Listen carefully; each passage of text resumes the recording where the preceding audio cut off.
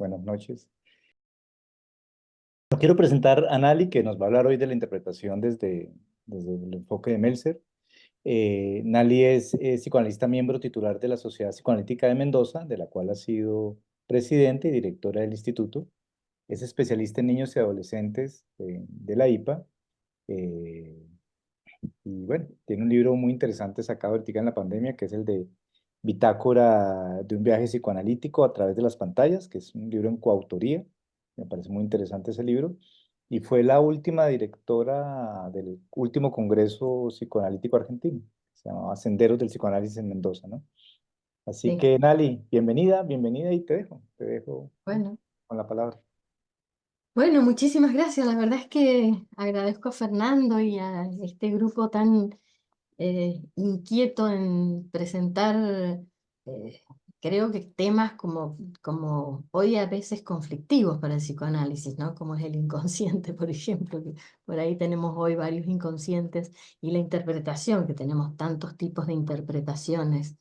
La verdad es que es muy enriquecedor poder compartir así desde diferentes perspectivas y después hacer lo que está programado para el martes que viene como una especie de conversatorio en donde todos puedan opinar. Me parece muy creativa la idea. Incluso los flyers, cuando los fui repartiendo así entre gente conocida, había muchos comentarios elogiosos, como que qué creativo, qué bueno el flyer, qué buena la idea, la verdad es que vale la pena como seguir este camino que ustedes proponen, ¿no? Y no quedarnos encerrados en una cosa de psicoanálisis escolástico en una misma dirección. Bueno, yo les voy a contar de Meltzer. En realidad no tengo un trabajo escrito para leerlo ni ponerlo en pantallas, pero sí les puedo contar algunas cosas de Meltzer. Primero, contarles quién fue Meltzer, porque eh, Meltzer no es Freud, Klein, Lacan, Bion, que tienen una cosa más de genialidad, que hacen una revolución dentro del psicoanálisis, sino que es un autor muy creativo que tiene algunas teorías propias que son muy interesantes, y que tiene un recorrido dentro del psicoanálisis que les voy a contar un poco como brevemente una biografía y algunas anécdotas como para que ustedes tengan una semblanza de quién fue Meltzer. Meltzer fue norteamericano, nació en Estados Unidos, hizo la carrera de medicina y de psiquiatría infanto-juvenil en Estados Unidos, y una vez que ella era psiquiatra de niños y de adolescentes, cae por casualidad un libro de Klein en sus manos, lo empieza a leer y decide que él se tiene que analizar con Klein. Se va de Estados Unidos, deja Estados Unidos y se va a Londres. Pide análisis con Klein, empieza a analizarse con Klein y empieza la carrera psicoanalítica en la asociación, en la Sociedad Británica de Psicoanálisis. Hace toda la carrera psicoanalítica, no es par en los seminarios con Bion, porque Bion estaba un poco más adelante que él, más adelantado que él, eh, pero sí mantienen una relación cordial hasta un momento de la vida, y Meltzer dice que a partir de un determinado momento de su vida psicoanalítica, que es después del libro del autismo, Bion con sus teorías entra a su consultorio y él hace un cambio en su manera de ver la clínica y en su manera de teorizar. Em, Meltzer era una persona muy especial al comienzo, cuando llega a Londres, se analiza con Klein y forma parte del grupo kleiniano. em, Se transforma en un kleiniano hiperkleiniano. Hay una anécdota muy simpática para quienes vimos la transformación en Meltzer, simpática, pero para quienes no vieron la transformación en Meltzer, piensa que Meltzer sigue siendo aquel de la década del 60-70, la primera vez que llegó a Argentina, que fue a APA. Dijo en el auditorium que él atendía siempre con un traje gris y que nunca le daba la espalda a los pacientes, porque él estaba en ese momento con toda la teoría de la masturbación anal, que no le daba la espalda a los pacientes y siempre tenía exactamente un traje gris. Melzer fue sufriendo muchas transformaciones en su personalidad que después se fueron reflejando en lo que era él externamente. Y bueno, cuando después volvió a Abdeva y empezó a venir a Abdeva muchas veces que yo fui a verlo, en varias oportunidades, creo que en todas fui. En la primera no, porque todavía no estaba en la asociación, pero después en las otras fui a todas. Lo que yo me encontré fue con alguien canoso, de pelo largo, como un hippie, vestido con jean o a veces con pantalones de colorinches, de colores fuertes, y camisas como hawaianas, así, con colores, con estampados. El hombre del trajecito gris, el hombrecito del traje gris había desaparecido absolutamente, pero había desaparecido en la mente. Esa es la transformación que me parece importante, que hay que mostrar en Meltzer y que quienes se quedaron pegados a aquel Meltzer y aquel Meltzer de su primer libro, El proceso psicoanalítico, obviamente no pueden llegar a lo que es para Meltzer, lo que fue para Meltzer la transformación en la interpretación también. Em, Meltzer hace un quiebre con el grupo kleiniano a partir de algunas de sus teorías y a tal punto lo hizo que quienes eran las líderes del grupo kleiniano después que Klein muere, que fue a Hannah Sigal y Betty Joseph, lo empezaron como a despreciar y a decir, Donald es un psicoterapeuta. Esa cosa de desprecio en la British de psicoterapeuta es como una ofensa, no porque los psicoterapeutas estén desvalorizados, sino porque en Inglaterra quien es psicoanalista es psicoanalista y quien es psicoterapeuta es psicoterapeuta. Y ambos están orgullosos en su función, uno como otro. Pero no se le dice psicoterapeuta a un psicoanalista, sino ofensivamente como lo hacían el núcleo duro kleiniano. Tampoco le perdonaron a Meltzer que se fuera a vivir a Oxford, porque puso una distancia con Londres y entonces hubo problema con los didácticos y una serie de cosas. Y entonces Meltzer decide una decisión interna de irse de la británica, deja de pagar las cuotas y como la británica son británicos, una vez que dejan de pagar las cuotas, no sé cómo dirá el reglamento, pero no sé cuántos meses habrán sido, lo echaron por no pagar las cuotas. O sea, no son argentinos que nosotros tenemos los que no pagan las cuotas años y años y los seguimos teniendo y les hacemos planes de pago. No, los británicos son británicos. Bueno, entonces lo echaron de la británica y él feliz y contento se quedó en Oxford. Recibiendo sus pacientes, casi todos artistas o gente que viajaba del extranjero, y siguió haciendo grupos de estudio en Barcelona, en Italia, en Argentina, en diferentes partes del mundo, grupos de estudio y grupos de supervisión. Cuando Bion, que también se había ido, Bion hizo a la inversa, fue de India a Inglaterra, de Inglaterra se fue a los 70 años a California, a Los Ángeles creo, a Los Ángeles sí, y vuelve a Inglaterra después de 12 años. Ya tenía como 81, 82 años Bion, y ahí se reencuentran con Meltzer y dicen, esto no es historia oficial, esto no es historia oficial, esto es historia de comentarios de Bion, algunas personas en Brasil, dicen que cuando se reencuentran, eh, deciden o están intentando armar una nueva sociedad en Inglaterra. Porque en Inglaterra siempre estuvo la British.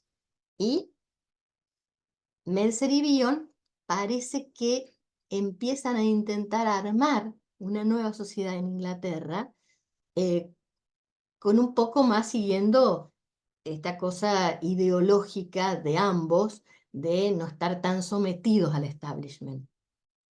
Pero bueno, Bion le da esta leucemia gravísima que termina muriéndose en 2 años Y Meltzer, bueno, directamente ahí empieza la debacle con la británica y termina de pagar las cuotas y se termina yendo a Oxford y él solo no hace más nada. Esa es un poco una semblanza de Meltzer como para que ustedes tomen contacto con quién fue Meltzer, el psicoanalista. Hoy nos convoca el tema de la interpretación. Meltzer tiene algunos artículos puntuales sobre interpretación. Uno de ellos es de 1973 que se llama Interpretación rutinaria e interpretación inspirada, su relación con el proceso del destete en el análisis. Lo vamos a ver más hacia el final de esta conversación que vamos a tener, lo vamos a ver un poco más en detalle. Después en el 76 tiene otro artículo también puntual que se llama Dimensiones técnicas de la interpretación, la temperatura y la distancia. También voy a hacer referencia un poco más adelante. Y para quien le interese hacer un recorrido más puntual de la interpretación en Meltzer, en 1986, en el libro de Vida onírica, el capítulo 9 y el capítulo 10 hace una revisión de la teoría y de la técnica de la interpretación en los sueños. Y a eso también vamos a hacer referencia a partir de un sueño que trae un paciente. Y después en el 95, en realidad está publicado en el 95, pero es anterior, Clínica Psicoanalítica con Niños y Adolescentes, que es una publicación del Grupo de Barcelona, que es un grupo que no pertenece a IPA, es un grupo independiente. Ahí hace muchísimas referencias técnicas, no solo psicoanálisis de niños y adolescentes, sino referencias técnicas en general. Y en general en toda su obra va haciendo referencias técnicas, por eso yo voy a ir haciendo también como si fuera un picadito decimos en Argentina cuando hay varias cositas, ¿no? O sea, se puede ser un partido de fútbol, un picadito porque hay varios barrios juntos, o un picadito porque ponemos, qué sé yo, jamón, queso, salame, aceituna, muchas cositas para picar. Entonces vamos a hacer como un picadito de cosas que Meltzer ha ido diciendo de la interpretación y después vamos a puntualizar algunas cosas más técnicas, en referencia a los sueños, en referencia a temperatura y la distancia. Bueno, en general el tema de la interpretación es un tema que es muy convocante en psicoanálisis. ¿Por qué? Porque es nuestra herramienta, es con lo que trabajamos básicamente. Y también tenemos que respetar que la interpretación no solo es psicoanalítica, que las psicologías profundas en general usan la interpretación y son tan válidas como las interpretaciones psicoanalíticas y tan profundas como las interpretaciones psicoanalíticas. Entonces, el tema de la interpretación es un tema que nos convoca a, a muchas áreas dentro de las terapias, ¿cierto?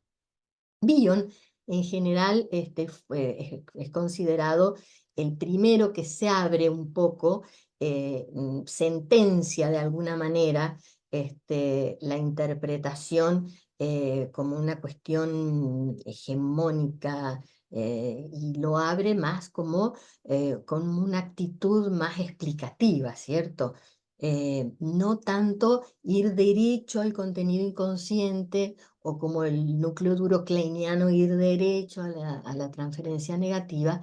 Bion es como que abre bastante más a una actividad más explicativa, más una posición más descriptiva, al modelo de una conjetura tentativa para trabajar con el paciente, y de alguna manera Meltzer sigue un poco este camino. Meltzer dice en algún momento que de Klein aprendió la interpretación porque él fue paciente de Klein, pero de Monecker aprendió la paciencia y la dulzura, que parece que a lo mejor no la tenía tanto Klein, pero sí él la aprendió de Monecker, de quien fue bastante cercano. Y de Bion aprendió el pensar, dice, el pensar psicoanalíticamente. Y de Mrs. Vick, a pesar que al final terminan muy enemistados, aprendió la observación. Y que la observación es la que a él lo lleva a ir modificando este tipo de interpretaciones que va haciendo. Meltzer en realidad, ya lo vieron en la pequeña historia que yo les conté, es un tipo controvertido, es innovador, él va tomando la interpretación como si fuera una modulación, una modificación de los contenidos más angustiosos del paciente, ¿no? Él propone en realidad que el ambiente de una sesión, la atmósfera de una sesión,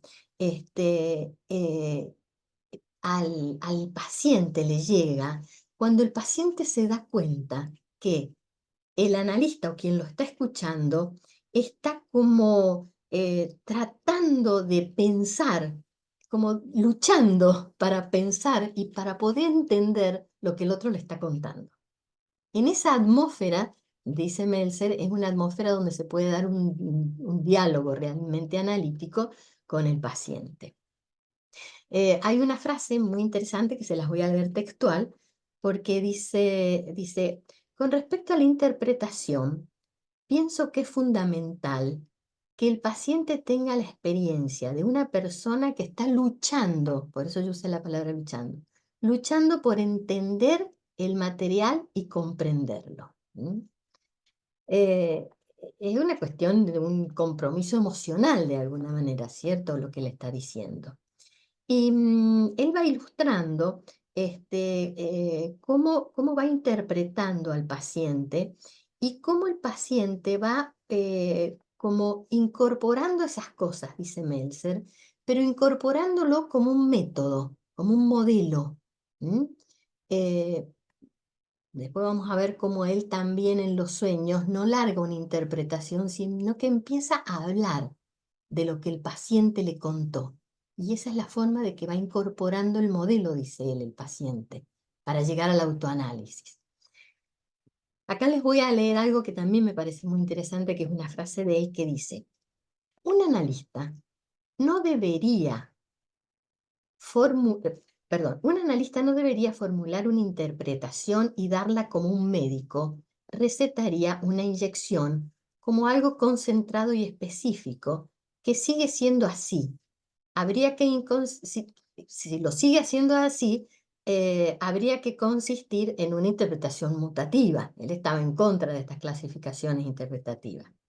Dice, cuando uno como analista tiene que decidir si hacer una interpretación o no, creo que el criterio nunca puede ser pensar si es correcta o no, ya que jamás podríamos saber si es correcta o no, dado que en cualquier momento determinado es posible que tengamos un amplio abanico de cosas a decir acerca del material. Como no es posible verbalizar todo lo que se nos ocurre, existen dos criterios para decidir lo que uno va a decir. Uno de los criterios es que la interpretación cubra adecuadamente la mayor parte del material. Y el otro criterio es que resulte interesante. Él prefería que resultara interesante la interpretación, decir algo interesante para el paciente, ¿no?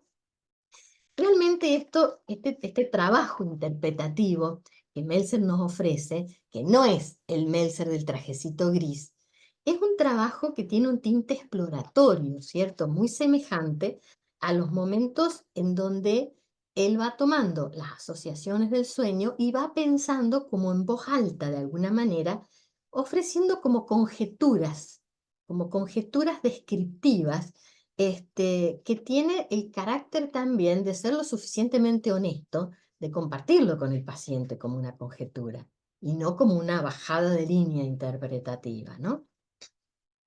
Él dice que además en esta formulación, cuando él la hace con esta sinceridad, tiene que predominar la honestidad.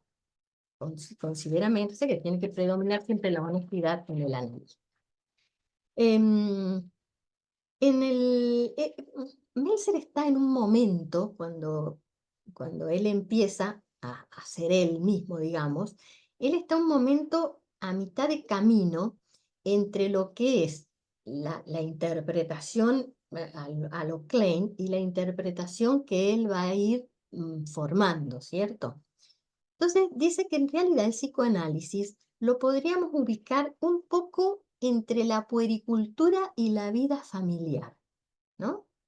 Pero no está diciendo la puericultura desde lo despectivo o la vida familiar desde lo despectivo, sino desde la impronta parento-familiar que todos los seres humanos tenemos adentro y que se reactualiza de alguna manera en el clima de la sesión. Él incluso en algún momento dice que los esquizofrénicos no son analizables, porque no tienen internalizado una estructura de la familia. Entonces, lo que él piensa de esto que estamos hablando es que en realidad el funcionamiento de la familia se extiende al análisis. ¿Por qué? Porque la familia es promotora y generadora de amor, de esperanza, de contención del dolor, del pensamiento. Estos son funciones de la familia. Estas mismas funciones son las que se recrean en el trabajo analítico. Por eso no lo usa la puericultura y a la vida familiar despectivamente, sino desde esta función. Porque también en la familia hay que esclarecer confusiones, hay que discriminar emociones, hay que favorecer el desarrollo para los que están obstaculizando o para los que atacan. Y entonces así, tanto los hijos como los padres se van desarrollando y también se van como mejorando, por llamarla de alguna manera. Cuando es buena la relación, un padre puede ser mejor padre y un hijo mejor hijo. Eso, si uno lo lleva al consultorio, uno sabe que después de cada análisis uno puede salir también como mejor analista con un buen análisis, y el paciente también puede salir mejor persona de alguna manera, mejor persona de alguna manera, ¿no? Además, Meltzer también nos muestra un mundo descrito por Klein. Klein era una objetóloga, ¿cierto? Tenía un mundo poblado de objetos internos. Pero Meltzer esto le da una vuelta, una cosa un poco más llevado a la teatralidad, al dramatismo de la teatralidad, porque él ya empieza a pensar en estados mentales que confluyen, no solo en objetos internos, sino en estados mentales. Y estos diferentes estados mentales hacen a un estado mental adulto, bebé, niño, adolescente, que van a confluir todos van a ser en paralelo. Podemos encontrar en un niño que tenga un estado mental de un viejito jubilado, o podemos encontrar un adulto con un estado mental adolescente, porque todos van a confluir. Entonces de ahí enseguida vamos a ver sus niveles interpretativos. Entonces, él pasó de una época reconstructiva de la interpretación a un análisis basado en la observación, como decíamos recién, ¿no? Entonces, no había una interpretación correcta para él, sino una interpretación descriptiva, una interpretación que puede ser hasta misteriosa, hacia dónde nos lleva, o enigmática. Y él lo va mostrando, ¿no? En diferentes supervisiones, en diferentes conferencias, en donde va haciendo algunos ejemplos que también les quiero leer, porque en uno de las situaciones lo ejemplifica a la interpretación al modelo de un geólogo. Al modelo de un geólogo lo ejemplifica, ¿no? Dice, el proceso ordinario de ir entendiendo el material de un paciente es un proceso de ir andando por las emociones que está estimulando en ti, ir andando, recorriendo hasta que algo parece ir cobrando forma. Por eso resulta interesante, porque no estás a la búsqueda de oro hasta que dice, ah, por fin lo encontré, aquí estaba, sino que más bien estás andando por entre las rocas Y este proceso es ya en sí mismo muy interesante. Las, las rocas son interesantes en sí mismas, no solo el oro. La geología resulta muy interesante. No es únicamente una ciencia interesada en nombrar y catalogar, sino que el geólogo está haciendo mapas de la estructura de la Tierra. Y al hacerlo, los movimientos, los desplazamientos, los pliegues, le cuentan lo que ocurrió, cómo ocurrió y también lo que está ocurriendo en ese momento. Poder mirar el paisaje con conocimiento de geólogo debe ser muy bonito porque puedes estar mirándolo desde otra manera. Entonces él propone que los analistas podamos mirar al paciente así como un geólogo lo va mirando, con el pasado, el presente y la actualidad como lo va haciendo el geólogo, no a lo arqueológico como decía Freud. Me pareció bonita esa frase que él dice en una supervisión porque es muy representativa. Pero más allá del texto y las palabras, lo que dice Meltzer es que él le da mucha importancia a los silencios, a los ritmos y a la estética del lenguaje. Después vamos a hablar un poquito del conflicto estético porque él le da mucha importancia a eso y a las escenas y a las imágenes que a él se le van formando en la mente. Y entonces empieza a hacer una diferencia entre lo que es la interpretación y lo que son los comentarios interpretativos. Porque él piensa que es fundamental que el paciente pueda ver cómo el analista va pasando de un comentario interpretativo para poder llegar a una interpretación. Porque ese comentario interpretativo le va mostrando al paciente cómo el analista va haciendo una elaboración en voz alta. A veces él dice que se larga a hablar sin tener en claro todavía lo que va a decir. Eso es muy arriesgado. Algunos analistas se animan y otros no, porque él dice que empieza a pensar en voz alta. Y entonces lo va como iniciando al paciente en eso que él va hablando.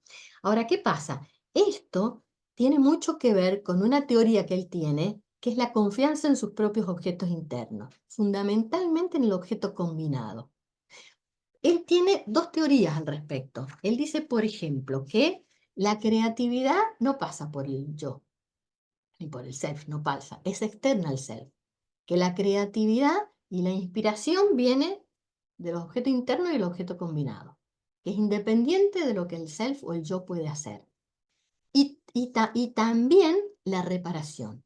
Para él, todas esas reparaciones psicoanalíticas de las que habla Freud, Klein, no, para él son todas reparaciones maníacas. La verdadera reparación es externa al self. No la hace el sujeto. El sujeto no sabe cuando está reparando. Le sale la reparación. No sabe cuando está creando. Le sale la creación y la inspiración. Es como decía Picasso. Yo estoy con el pincel en la mano. Y estoy con el pincel en la mano. Y bueno, cuando la creatividad me venga, que me agarre con el pincel en la mano. Es un poco la concepción de Picasso, la que él la trae para lo que tiene que ver con la interpretación. Porque dice que esto sería como ir dándole al paciente también, transmitirle al paciente la base del autoanálisis, de cómo el paciente va a llegar a su propio autoanálisis.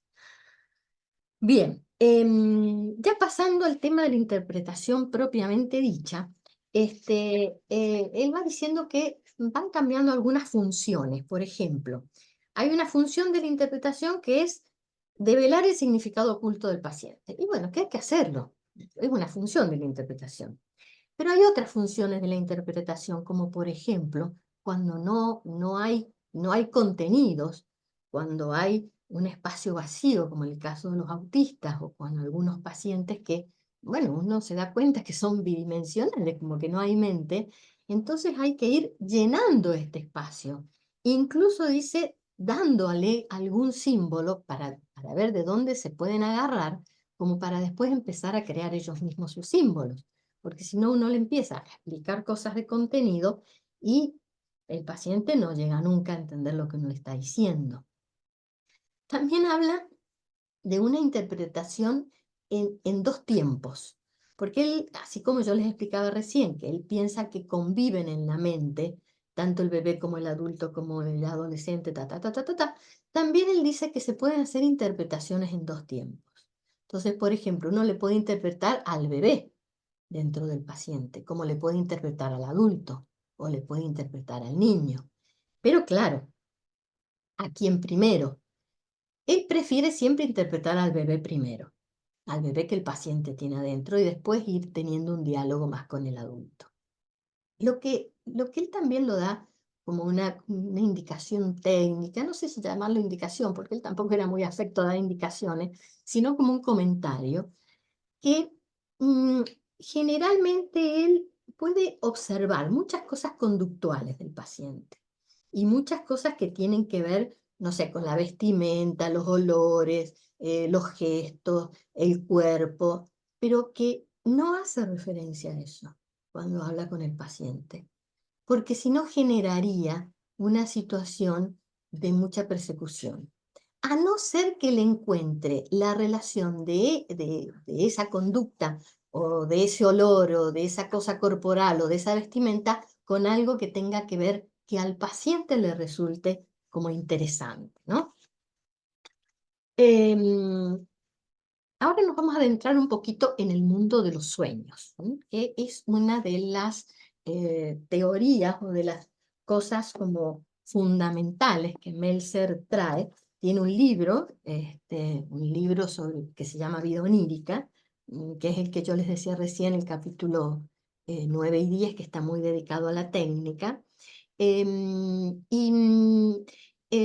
dice en algún momento que los analistas tenemos muchos problemas técnicos en la interpretación de los sueños, porque nos idealizamos, nos idealizamos creyendo que podemos captar inmediatamente lo que el soñante nos cuenta. Y él dice que, bueno, que en realidad no es así, que en realidad nos tenemos que dar el tiempo necesario para entender la multiplicidad de vértices que el paciente nos cuenta.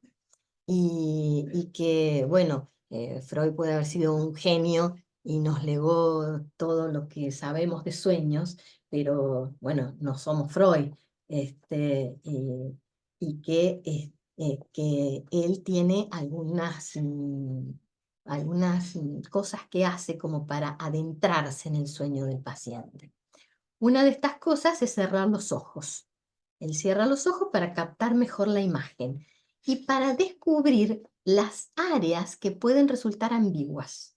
Porque dice que en los sueños hay áreas ambiguas que el paciente no las termina de decir y no se da cuenta, y él con los ojos cerrados las puede descubrir. Y que además explora sistemáticamente el escenario, los personajes, el decorado, el vestuario, todo hasta que a él se le representa en la mente el sueño. Y entonces, en esta exploración sistemática, dice que para él es un juego divertido, él se divierte con este juego inicial, pero que llega un momento, que es como la apertura del ajedrez, ¿no? Donde va abriendo el juego, pero que llega un momento en que se instaura la tensión, tanto en él como en el paciente, porque el paciente espera que él le diga algo y empieza él a percibir esta tensión y a instaurarse la tensión. Y entonces ahí aparece la captación intuitiva que él siente del sueño, que tiene que tener una carga emocional. Si no le transmite a él una carga emocional ese sueño, deja de tener el interés para llegar a empezar a hacer estas conjeturas imaginativas. Y algo también que lo rescata, que tiene que tener esencialmente algo estético dentro de la dimensión de la teatralidad. Y ahí el paciente, es donde él empieza a pensar, ¿no? A pensar juntamente, en voz alta, y que hasta ese momento el paciente a veces cree que está como aburrido o como dormido, pero en realidad él necesita esos momentos previos para limpiar un poco la atención, para no entrar en confusión con otros sueños de otros pacientes o con otro sueño del mismo paciente. Y con esa expectativa angustiosa, cuando él empieza a sentir esa expectativa angustiosa, se pone a hablar. Se pone a hablar y empieza a hacer estos comentarios interpretativos o nociones interpretativas, confiando en este objeto combinado que yo les decía recién, que le iba a llegar la inspiración.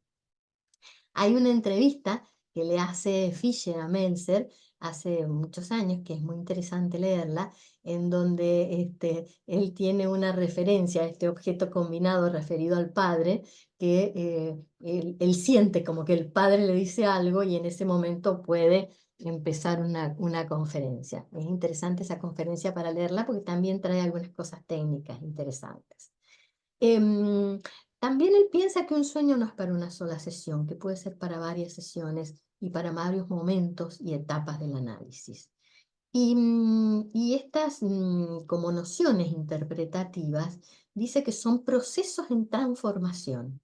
Él le da mucha importancia a las transformaciones porque él sufrió muchas transformaciones, como vimos recién en su pequeña biografía. Y dice que las transformaciones en la interpretación de un sueño, la transformación fundamental es lograr pasar de un lenguaje visual a un lenguaje verbal. Y que esa transformación para algunos va a la transferencia, para otros va a la reconstrucción, y para él en realidad es rescatar esta dicción poética del sueño de la que hablábamos recién como objetos estéticos, ¿no? Y que él tiene que encontrar en ese sueño, tiene que encontrar una trama teatral y también tiene que encontrar una, una historia, una historia, y que esa historia puede tener que ver con una escena dramática, con una referencia infantil, con elementos misteriosos, con elementos absurdos. Cuando él logra hacer todo eso, puede llegar a ser una formulación como satisfactoria y comprensiva del sueño, que no va a ser de ninguna manera, puede no ser, una interpretación correcta o incorrecta, porque para él no existe la interpretación correcta o incorrecta. Entonces, él piensa que en el significado del sueño lo va a ir encontrando con el paciente desde esta perspectiva de la que acabo de mencionar, ¿cierto? Em, Vamos a puntualizar ahora el primer artículo al que hice referencia, que es el de interpretación rutinaria y interpretación inspirada. Ese artículo es un artículo muy polémico que yo creo que no se le da la suficiente importancia y no se le da la suficiente profundidad en la lectura del artículo. Porque él dice que tenemos mm, que considerar que la interpretación rutinaria es la que hacemos siempre y tiene que existir. O sea, ordenamos, recuperamos cosas, aclaramos confusiones, encontramos nexos, escuchamos, observamos, armamos una gestalt en la mente con teoría e interpretamos. Lo hacemos habitualmente. Pero lo que no es habitual es la interpretación inspirada y que es lo que a veces asusta mucho. Porque la interpretación inspirada tiene que ver con una experiencia personal, tiene que haber un bagaje teórico o no, tiene mucho de intuición y también tiene algo que la interpretación inspirada, en la interpretación rutinaria y la interpretación inspirada, dice que está el peligro de ir de lo insípido a lo megalomaníaco con la interpretación inspirada, ¿no? Entonces, trae una frase, que es una frase conocida por todos por Freud, cuando Freud dice: el futuro dirá si hay más delirio en mi teoría de lo que me gustaría admitir, o si hay más verdad en los delirios de Scherer de lo que la gente está preparada para creer. Entonces él dice que este juego, que dice Freud con Scherer, a él se le plantea también entre la interpretación rutinaria y la interpretación inspirada. Hay un sueño que lo trae Meltzer en este artículo interpretación rutinaria inspirada, que se lo trae un paciente. Lo voy a leer al sueño para que sepamos de qué hablamos. Dice el paciente: él y el analista parecían estar compartiendo un cuarto de hotel, al que mucha gente veía desde los tejados cercanos. En un momento el analista parecía estar en cuclillas sobre el paciente y decía algo así como: en realidad usted nunca me vio el ano. El paciente sentía una mezcla de emociones intensas. Por una parte se sentía avergonzado porque la gente seguramente creería que esta era una relación homosexual. Pero más intensos eran sus sentimientos de triunfo sobre el analista, quien aparentemente no se daba cuenta de que detrás suyo había un espejo que le permitía al paciente mirar entre las nalgas. Las nalgas eran grandes y musculosas como las de un luchador japonés. Ese es el sueño y la asociación del paciente. ¿Qué pasa acá? Dice Meltzer: si yo me hubiera quedado en la interpretación rutinaria, pero a él se le imponía una imagen, que era la imagen de un cuadro de Velázquez, que es la Venus del espejo. A él se le imponía esa imagen. También se la conoce como la Venus de Roquebrune. Se la conoce así, pero es la Venus del espejo, que es un cuadro muy conocido de Velázquez. Y entonces a él se le imponía esta imagen. Entonces lo que hace, cuando el paciente le cuenta esto, después de las asociaciones que va haciendo el paciente, Meltzer le pregunta directamente si este sueño para el paciente tenía algo que ver con la Venus del espejo de Velázquez. Entonces el paciente se queda como medio anonadado y le dice que sí, que unos días anterior, porque el paciente era un crítico de arte, que unos días anterior había estado hablando con unos amigos en la cena sobre la Venus del espejo. Entonces Meltzer empieza ahí a hacer una serie de interpretaciones que estaban mucho más inspiradas en la bisexualidad y en la homosexualidad del paciente, que nunca lo habían tocado, ¿no? Entonces dice: explotó en un día viernes, explotó una interpretación inspirada a partir de algo que el analista trae a la sesión y que no lo había traído al paciente, y esto lo lleva a él realmente a hacer un cambio importante en el paciente, ¿no? Que es como un reconocimiento muy profundo de lo que en realidad era la homosexualidad del paciente. Acá tenemos que hacer una salvedad, o a lo mejor alguna explicación de esto, porque en esto de la interpretación inspirada, eh, tiene que ver con su teoría del conflicto estético, ¿cierto? Eh, Porque en este momento Meltzer va a hacer una modificación también de muchas cosas de su propia teoría.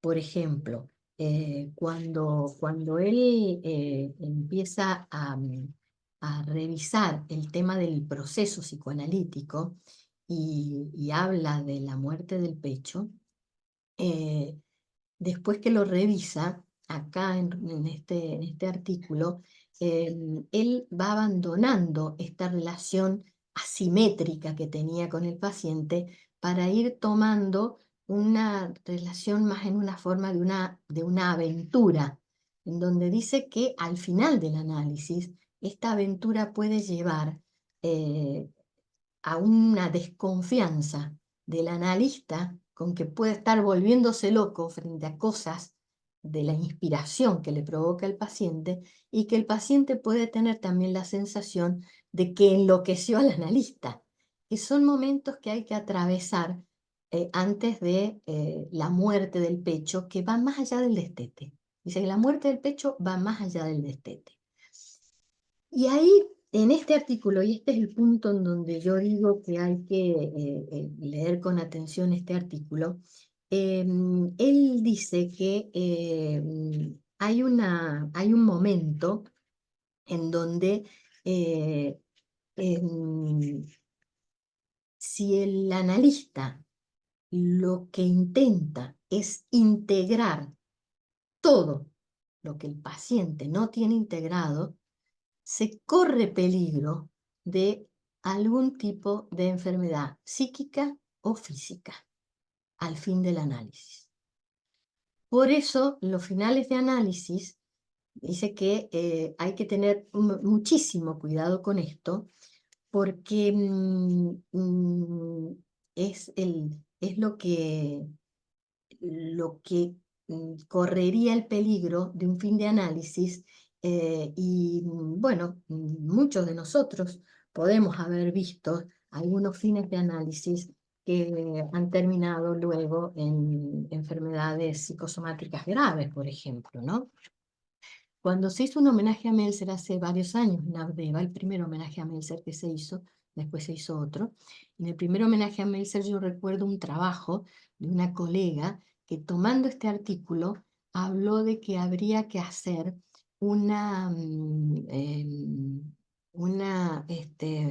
¿cómo es que se llama cuando firman el consentimiento informado? Que habría que hacer un consentimiento informado para los pacientes, explicándoles, por ejemplo, esta situación, que a veces el fin de análisis, cuando se llega a una integración muy profunda de todo, se podría caer en este tipo de situaciones, y que el paciente debería estar informado. Ese fue uno de los trabajos allá hace muchos años, en el primer homenaje a Meltzer, porque el segundo homenaje a Meltzer fue hace 2 años atrás. Bueno, a ver, creo que me fui un poquito, y vamos a retomar algo del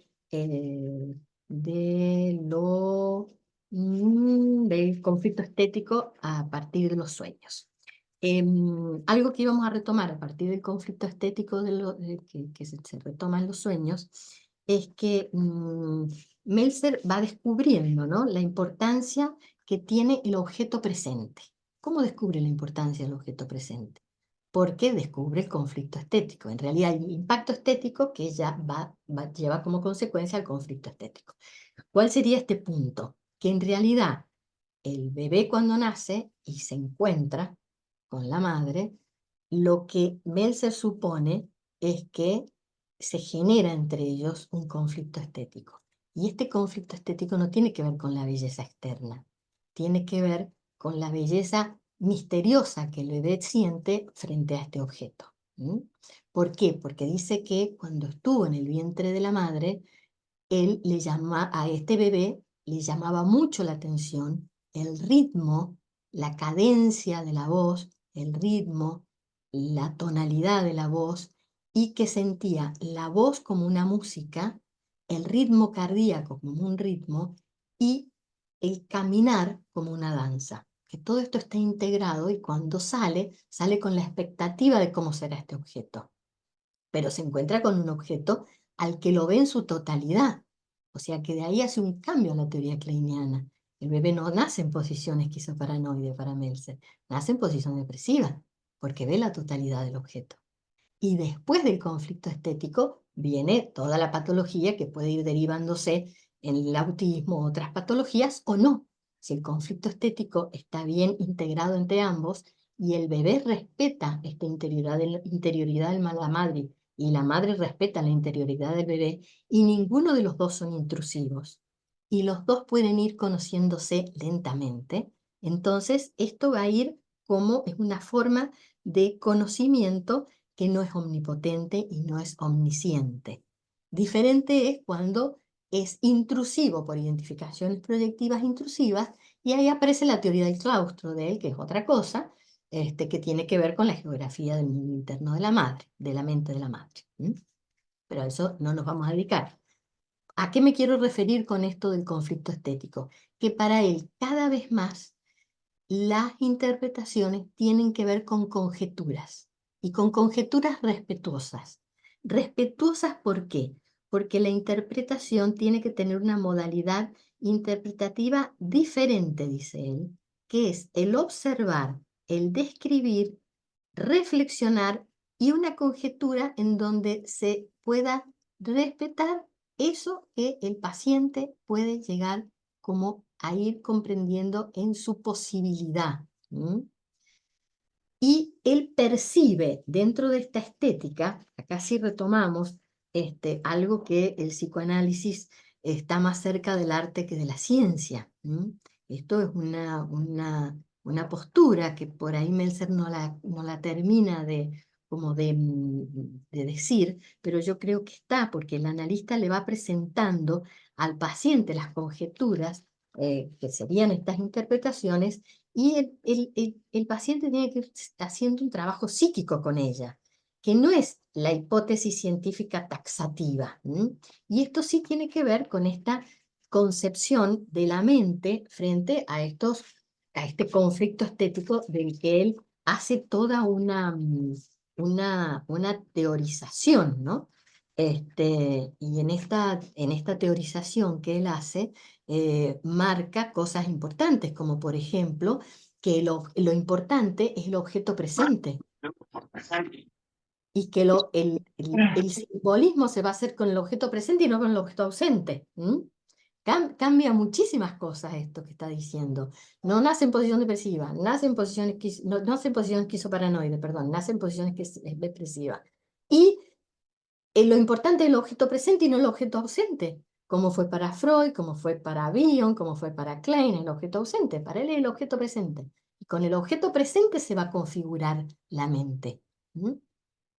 Bueno, todo esto no sé si me enredé mucho, pero les quería mostrar esto que tiene que ver con la interpretación rutinaria, la interpretación inspirada, lo que tiene que ver con la interpretación al modelo de la inspiración del objeto combinado, y también con esta concepción que él va teniendo de la conjetura, de la interpretación al modelo de una conjetura.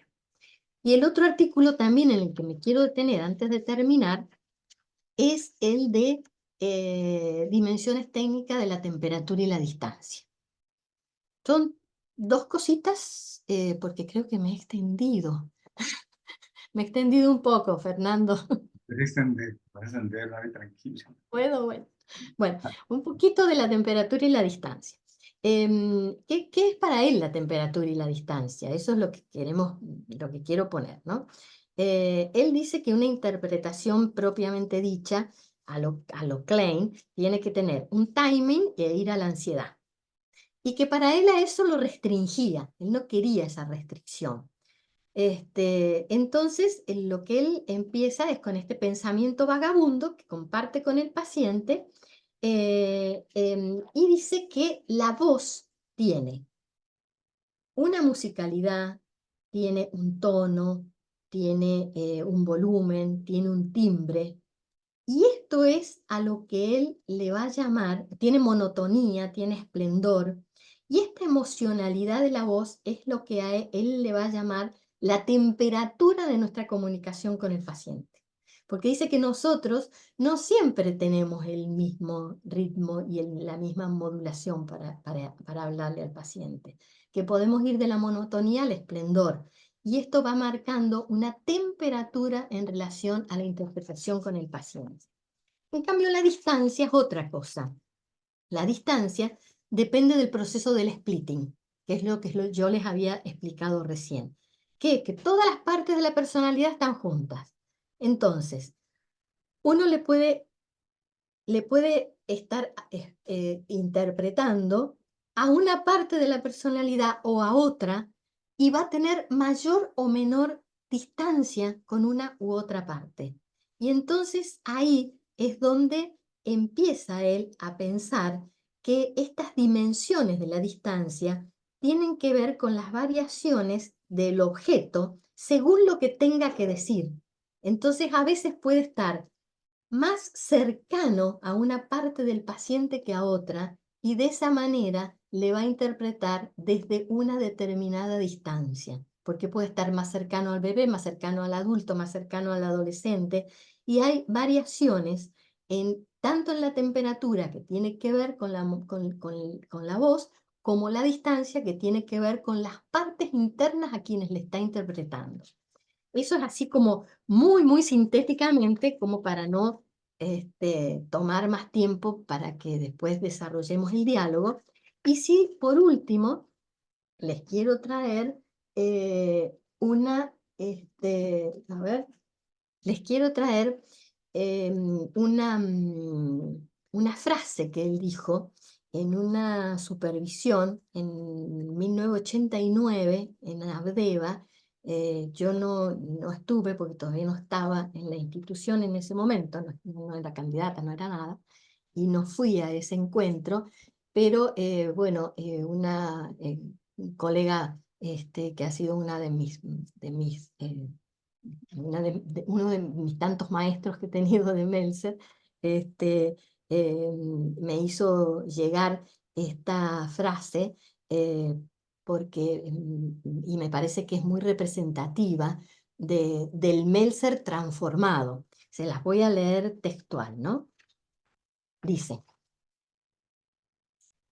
en este momento, en mi trabajo, estoy más preocupado por nutrir y asistir a los brotes de la mente que son capaces de pensar que por desbrozar la maleza, es decir, más interesado en lo que la mente hace bien que en lo que la mente hace mal. O en otros términos, menos inclinados a poner el acento en el funcionamiento de la posición esquizoparanoide que en la depresiva. El mismo revuelo que se armó allá en APA en la década del 60 con el hombre del trajecito gris, se armó acá también. Porque entonces todos empezaron, ay, que Meltzer no trabaja la transferencia negativa, que Meltzer entonces no trabaja la transferencia, que la transformación entonces Meltzer ha dejado el psicoanálisis. No, no, de ninguna manera, no estaba diciendo eso.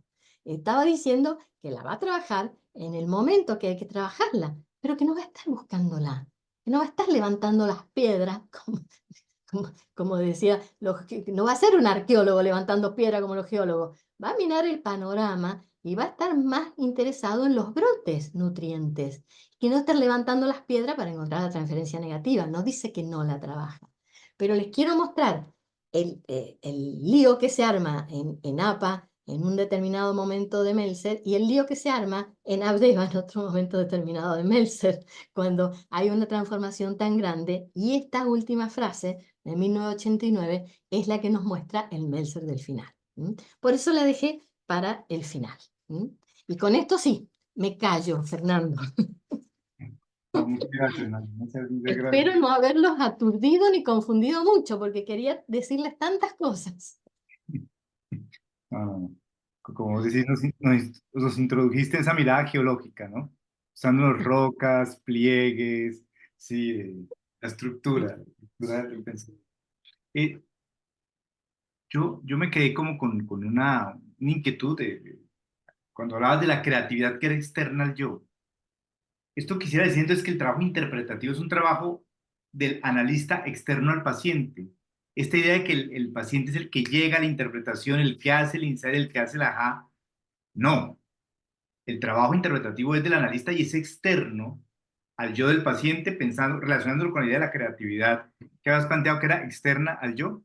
Es ¿Mm? externo al yo del analista. O sea, la interpretación también es externa a mi función, o sea, ni siquiera yo la pienso, me llega como en ese esbozo de él cuando se lanzaba a conjeturar, como hacer el boceto Es y ahí la va configurando. Ok, ok. Exactamente.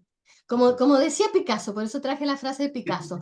Cuando la inspiración me venga, que me agarre con el pincel en la Trabajando, mano. yo Sí, trabajando. que me agarre trabajando. Entonces, la inspiración le baja y él ya estaba pintando. Menzer también, bueno, me viene la inspiración, la interpretación inspirada, yo voy a empezar a hablar, no sé lo que voy a decir. Voy a confiar en algo que yo desconozco porque es externo a mi yo. Pero voy a empezar a hablar porque yo confío en eso. Es arriesgadísimo. Bueno, no sé, del público, los que quieran hablar, si pueden levantar la mano, tomarse la palabra. ¿Mm? Preguntas, inquietudes.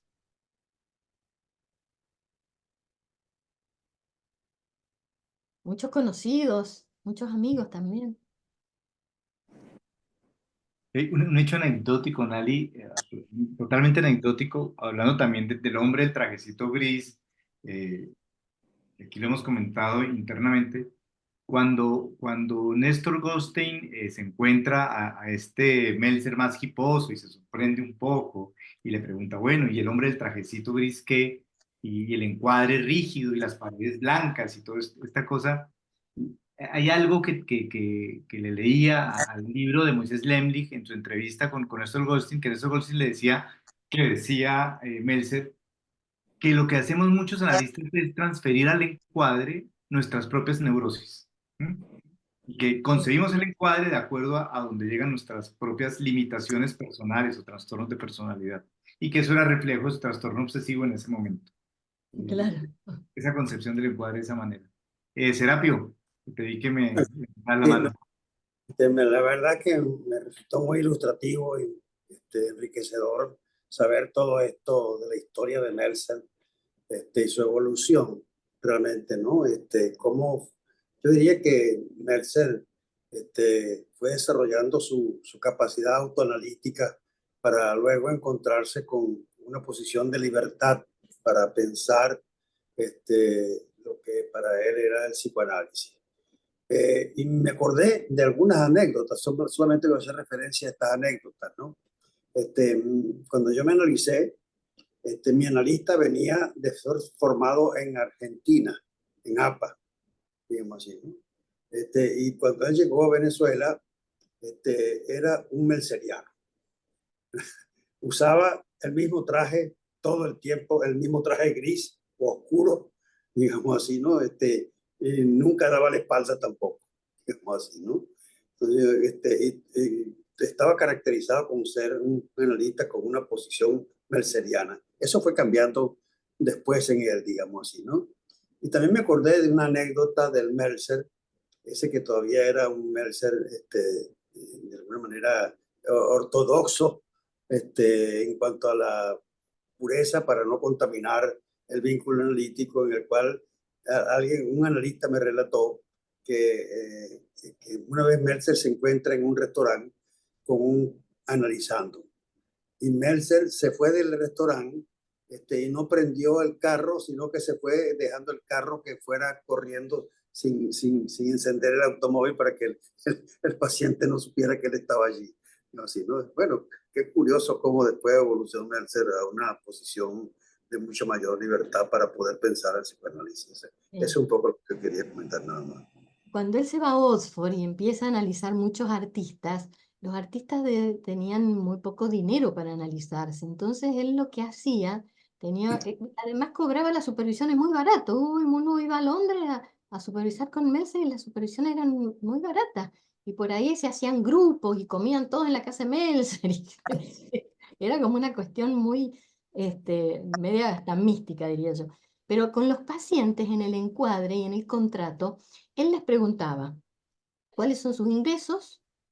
¿Cuánto dinero usted puede destinar al análisis mensual? Y a partir del dinero que el paciente le decía que podía destinar mensualmente, él dividía eso en la cantidad de sesiones que él consideraba que el paciente necesitaba. O sea que no tenía honorarios. Es que directamente la cantidad de dinero que tenía el paciente, si el paciente necesitaba 2 sesiones, la dividía por 8 sesiones. Si el paciente necesitaba 3 sesiones o 4 sesiones, la dividía por eso y cobraba lo que el paciente podía pagar. O por supuesto, si después durante el análisis se da cuenta que mentía, ya era otra historia. Pero él cobraba eso, porque él decía como que había que despojarse de las cosas materiales. Él cada vez tenía menos cosas materiales. Y en su casa era como minimalista, cada vez tenía menos cosas materiales. Y una de las cosas de la de despojarse tenía que ver también con el dinero y como valorizar mucho más el proceso analítico y la cantidad de sesiones que el paciente necesitara que el dinero que él podía recibir. Para eso había que tener las necesidades básicas resueltas. Supongo que sí, pero vivía muy modestamente, en una casa muy modesta a las afueras, en Oxford, a las afueras de Londres. Muy modesta. Gracias.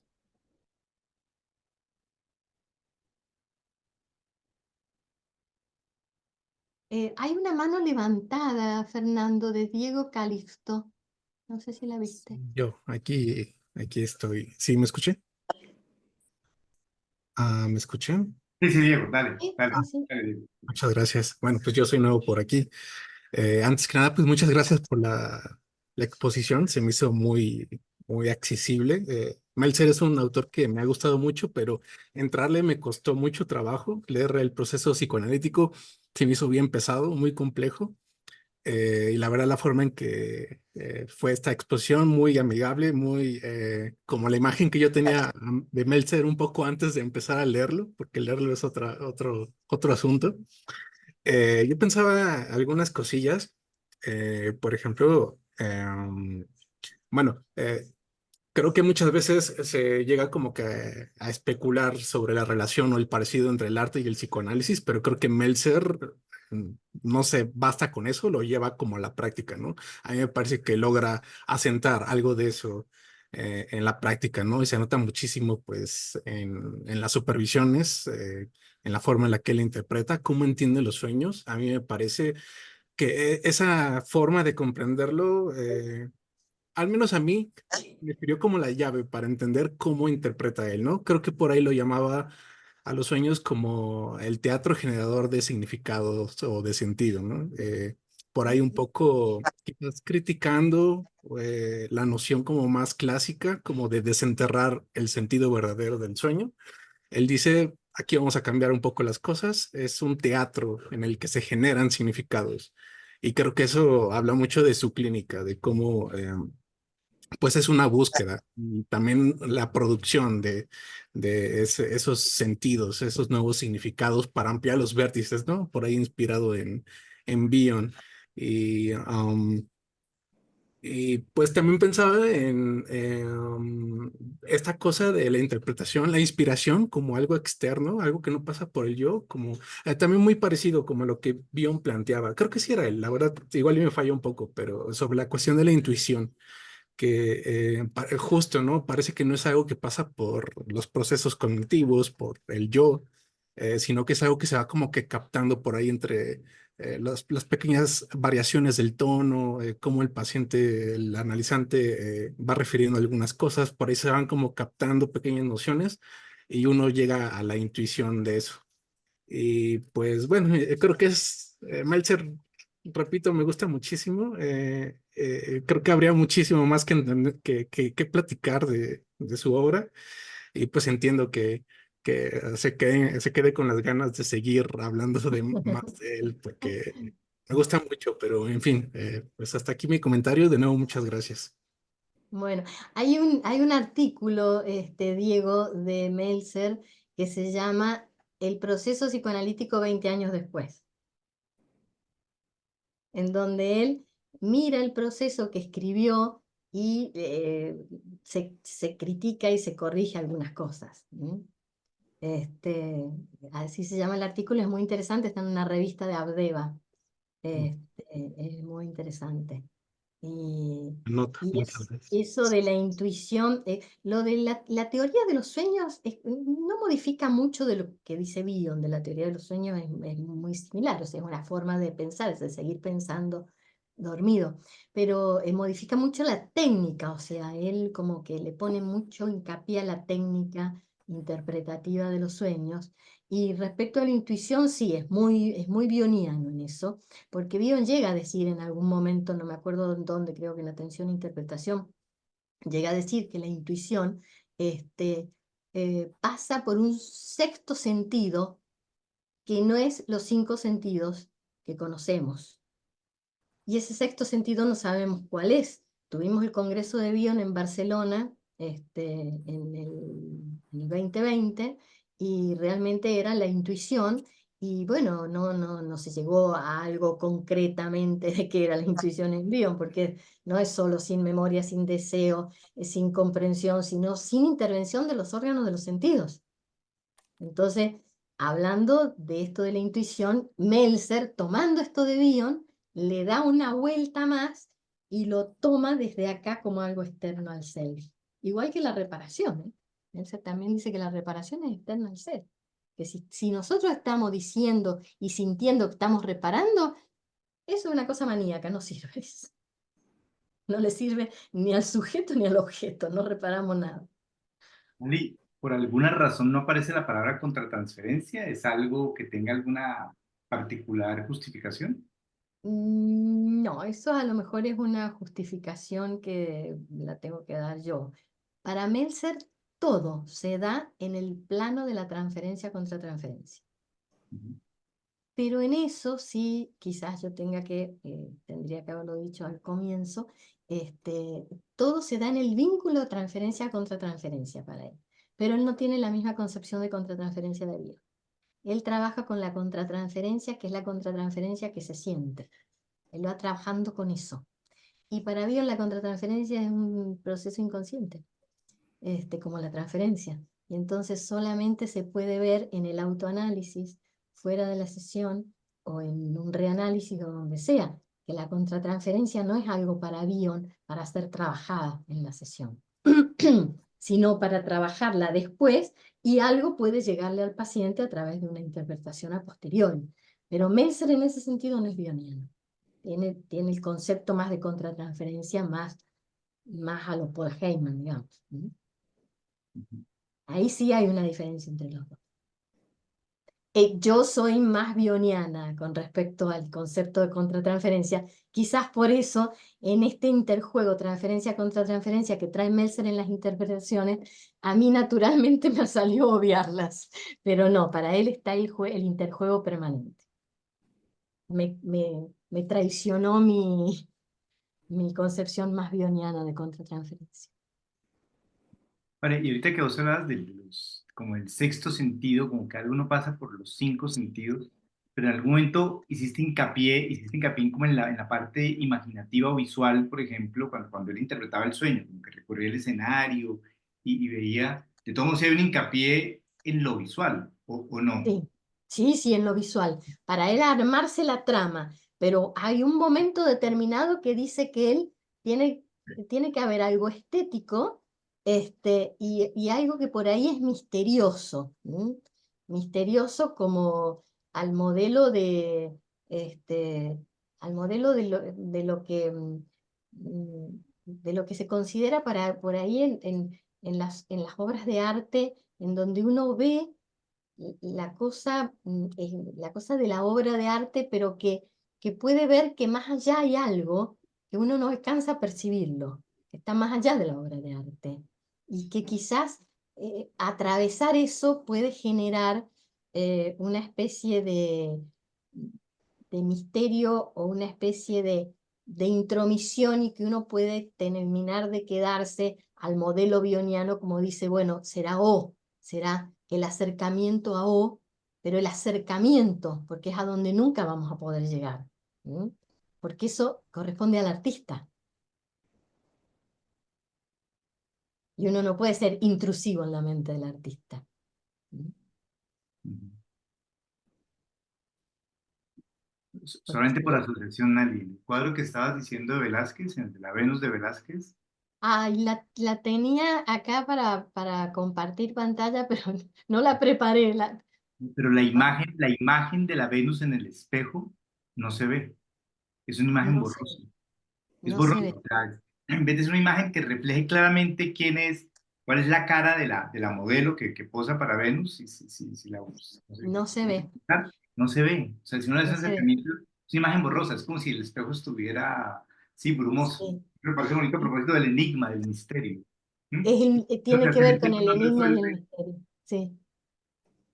Y además también tienen que ver con algo que está en la interpretación, que para no hacerlo más largo no la leí, que Meltzer le dice al paciente, le dice que lo que en realidad la Venus está mirando en el espejo, no se está mirando a ella misma, está mirando al pintor, que es Velázquez, que de alguna manera Velázquez siempre está en los cuadros. En este cuadro no está. Entonces Meltzer dice, la Venus está mirando al pintor en el espejo. Y el Cupido, en realidad, está como celoso de que la Venus mire al pintor, y no lo mire a él. Y el Cupido la está mirando a la Venus. Entonces le hace el triángulo de tal manera de ejemplificarle al paciente su propio Edipo y también su propia homosexualidad en la configuración esta.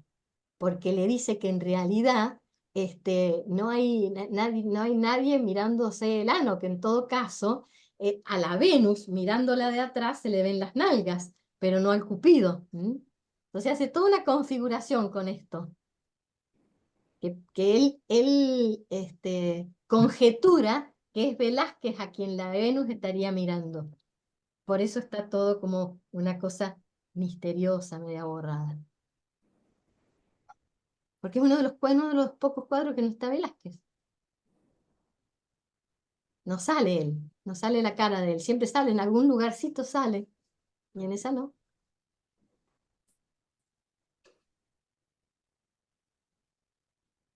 Más quiere. Fernando, Dale, Camilo. gracias. Pues Nelly, muchísimas gracias por la presentación, me pareció profunda, pero muy amena, y realmente pues nos motiva a sumergirnos un poco en las concepciones de Meltzer. También un poco siguiendo la línea de lo que estabas diciendo pues alrededor de la Venus, dijiste algo con relación a que la mente se configura con el objeto presente. Y yo me preguntaba cómo es esa presencialidad, que es un término que utilizamos mucho, por ejemplo, el análisis presencial o el análisis virtual. Y me preguntaba si para Meltzer esa presencialidad de alguna manera se da a través de la interpretación. Si esa, como un poco como lo que tú decías, o lo que se mencionaba ahorita con el cuadro de Velázquez, en términos de que hay muchos vértices para interpretarlo. Hay muchas miradas que se le pueden dar, y eso solamente se puede hacer en una presencialidad que se, digamos, que se concreta geológicamente, para utilizar la analogía que hace Meltzer y tú la traes, con la interpretación. ¿Sería algo así? A ver si te entendí. Te contesto lo que pienso a partir de lo que dijiste, que no sé si no sé si será una respuesta adecuada, no sé. Pero cuando Meltzer cambia la concepción esta del objeto presente en el ausente, porque, bueno, Freud desde el proyecto habla del objeto ausente para poder hacer el símbolo. Para Klein, el objeto tiene que ser dañado para ser reparado, y dañado y en ausencia. Y para Bion también, o sea, después de la preconcepción, la realización, va el concepto, tiene que haber una ausencia del objeto para que se represente simbólicamente el objeto ausente. Para Meltzer no. El simbolismo se hace con el objeto presente. ¿Por qué? Porque él cambia lo que yo decía, el origen. El origen quizás de la mente, supongo yo, porque para él el ser humano no va a nacer en posición esquizoparanoide, sino en posición depresiva. Como nace en posición depresiva, en esta conjetura que él hace del origen de la vida y de la mente, al nacer en posición depresiva, lo percibe al objeto en su completud. Y dentro de su completud, en toda su belleza, que su belleza tiene que ver con aquello interno que el niño percibe de este objeto, y que tiene que ver con cosas que tienen que ver con la bondad, con la justicia de los objetos internos, con la posibilidad de dar. Por eso él también recrea esto en la interpretación, cuando habla que el psicoanálisis está entre la puricultura y la familia, porque parte de esta noción de familia, no de la noción despectiva. Entonces, este objeto presente es lo que va a generar la posibilidad de incorporarlo y simbolizarlo en la presencia misma. ¿Mm? Si esto lo llevamos a lo que hoy está tan en discusión de la virtualidad y la presencialidad y todo esto que tenemos tan presente y tan candente desde la pandemia, yo personalmente te puedo contar algo de mi experiencia. O sea, antes del 2020 yo tenía trabajo virtual desde un tiempo antes, desde varios años antes, ¿no? En la pandemia, por supuesto, trabajé virtualmente hasta con niños autistas. O sea, tuve un paciente de un niño autista que trabajé con él toda la pandemia. ¿Cuál fue mi brújula interna con esta de la virtualidad, el objeto presente y el objeto ausente? Está bien, estábamos bidimensionales en una pantalla, pero ¿dónde sentí yo que podía trabajar? Cuando yo sentí que mi capacidad intuitiva no se afectaba por la bidimensionalidad de la pantalla, yo dije, yo puedo trabajar virtualmente. Yo puedo trabajar con el paciente no presencial. Pero yo lo tuve que percibir en mí misma cuando tomé contacto que no había perdido mi capacidad intuitiva en la captación del paciente y en la llegada al paciente. No sé si te respondo con esto algo, porque es una cuestión totalmente personal de mi experiencia clínica. ¿Mm? Pero lo sentí así. Pero entonces ese sentimiento, digamos, es un sentimiento presente que se da en esa relación a través de la pantalla y digamos que te permite o que les permite a los dos eh, cierto tipo de configuración a través de la interpretación. Sí, yo creo que sí. Te cuento una anécdota del nene autista que yo tuve porque nos quedamos sin nada y los padres no sabían qué hacer y yo tampoco sabía qué hacer con un niño autista en una pantalla. Entonces, como yo tengo el consultorio en mi casa, no salía de mi casa, puse la cámara en el consultorio, como para que él reconociera el espacio. Y puse sus juguetes arriba de la mesa. Entonces le dije a los padres, pónganle juguetes a él. Entonces yo le mostraba sus juguetes y le hablaba. Entonces él empezó a mostrarme sus juguetes de allá. Fuimos interactuando sin palabras. Después empezó a decir algunas palabritas porque hablaba poco. Pero después de varias semanas, yo diría capaz de un par de meses, él empezó a acercarse a la pantalla, así se acercaba. Yo no sabía qué es lo que quería.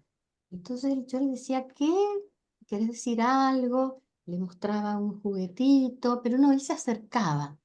Hasta que se acercó tanto que yo lo vi que hizo el movimiento de un beso. Hizo así. Y me dio un beso en la pantalla. O sea, la distancia de la pantalla y la humanidad que le perturba a los autistas, él pudo darle un beso a la pantalla, pero era mi cara. Los padres me dijeron que él no había hecho esto ni con los abuelos ni con nadie. Lo había hecho en la pantalla conmigo, después de varios meses de trabajo. Cuando salimos de la virtualidad y volvió a la presencialidad, el primer día que yo abrí la puerta, yo dije, ¿qué iba a hacer? Porque yo había trabajado más o menos cerca de un año antes presencial, después había trabajado casi un año virtual. Y cuando abrí la puerta, hola, le dije, ¿qué tal? Y cuando los niños son muy chiquitos, yo por ahí me inclino un poco para recibirlos. Hola, ¿qué tal? Pase. Vino y hizo lo mismo que había hecho en la pantalla. Hizo así y me puso el beso acá.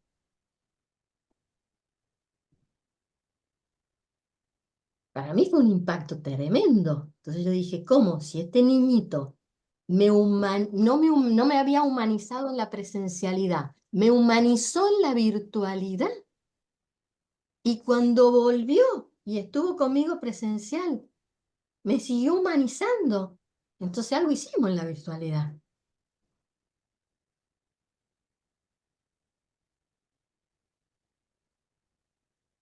Bueno, Vale, Nali, muchas gracias. muchas gracias. Te No, leo, no me... te leo un último comentario de Andrés Rodríguez. En ese ejemplo no vale la pena preguntarse si a pesar de que la capacidad intuitiva del analista no se afecte por la virtualidad, la capacidad del paciente para recibir sí. Puede ser, porque ahí, sí, tienes razón, porque yo ahí tengo una teoría, pero es una teoría propia. Ustedes se acuerdan de Setzel, por supuesto, y la analizabilidad, y no la analizabilidad, ese que estudiamos, ese artículo de Setzel que siempre estudiamos, la analizabilidad del paciente. Yo creo que ahora a nosotros nos corresponde, sin llegar a ser un cuestionario de analizabilidad, sí poder detectar qué pacientes son analizables virtualmente y cuáles no. Yo creo que estoy de acuerdo en esa pregunta que hace el colega, pero creo que hay muchos pacientes que son totalmente analizables en la virtualidad y otros que quizás no. Y esa es una tarea que nos corresponde de ahora en más, y no decir no a virtualidad, todo presencialidad o todo vale en la virtualidad. No, nos corresponde este segundo paso que tenemos que dar ahora, que es la investigación de a quiénes podemos analizar virtualmente y a quiénes no. Porque es verdad, hay algunos pacientes que no pueden analizarse virtualmente. Pero bueno, el ejemplo de mi niño autista pudo. Bueno, Nali, de nuevo, muchas gracias e invitarlos a todos para dentro de 8 días, que es el tema de la interpretación en Winnicott, donde va a estar un colega nuestro de Chile llamado Rodrigo Rojas, y dentro de 15 sería nuestra mesa redonda. ¿Mm? Así que, Bueno, ¿mm? bueno, muchísimas gracias a Muchas ustedes, gracias. porque por Muchas ahí gracias. siento que hablé mucho. Espero que Aclarar algo les que haya quedado. Rojas es chileno Sí, es chileno. y es uno de los traductores de la obra de Winnicott del español. Sí, sí, así es. Ahora cuando vino para el Congreso Argentino nos trajo de regalo toda la obra para la Sociedad Psicoanalítica. Estamos re contentos. Llevan 3 tomos ya traducidos. Sí, ya lleva 3 tomos traducidos, sí. Ok, Bueno, muchísimas buenas gracias. noches. Mil gracias, Chao. Lali. Muchas gracias.